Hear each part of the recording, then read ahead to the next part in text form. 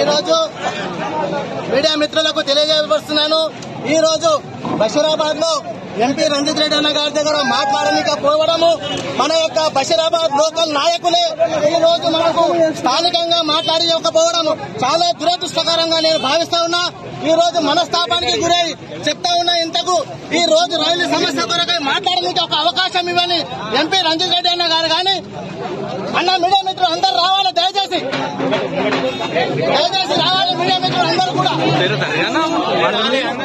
మా యొక్క సమస్యను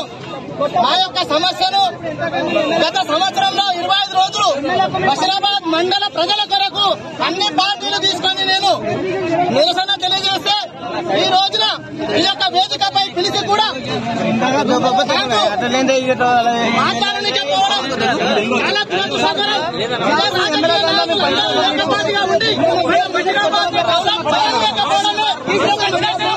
నేను చెప్తా ఉన్నా, జ్ఞాపకం చేసుకోవాలి. రాజకీయ నాయకులు ఏకతాటిగా ఉంటేనే అభివృద్ధి చెందుతుంది, ఏకతాటిగా లేకపోతే అభివృద్ధి చెందదు. రంజిత్ అన్న, మీరు గతంలో ఇచ్చిన మాటగా మిమ్మల్ని మేము అడుగుతా ఉన్నాం. మేము మీకేదైనా కానీ కావాల్సి అడుగుతామేమో, మీరు ఏ విధంగా అయితే గెలుస్తారో మేము కూడా చూస్తామని తెలుస్తా ఉన్నాం.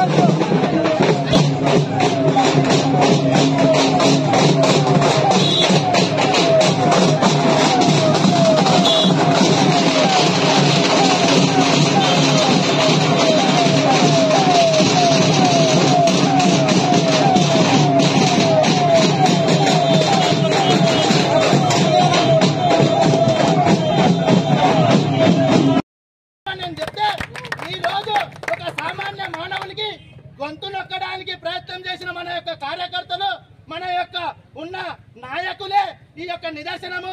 ఈ విధంగా అయితే బషీరాబాద్ ఏ విధంగా అభివృద్ధి చెందుతుందో మనమే ఆలోచన చేయాలి. మనం ఎవరికి ఓటేయాలో మనం నిర్ణయించుకొని ఓటేయాలి. ఇటువంటి నాయకులకు ఓటేసి గెలిపిస్తే మనకు ప్రతిరోజు అవమానమే అని నేను ఈ సభాముఖంగా చెప్తా ఉన్నాను. ఇట్టి కార్యక్రమానికి వచ్చిన ఎంపీ రంజిత్ రెడ్డి అన్న గారికి, ఎంపీ రంజిత్ రెడ్డి అన్న డౌన్ డౌన్.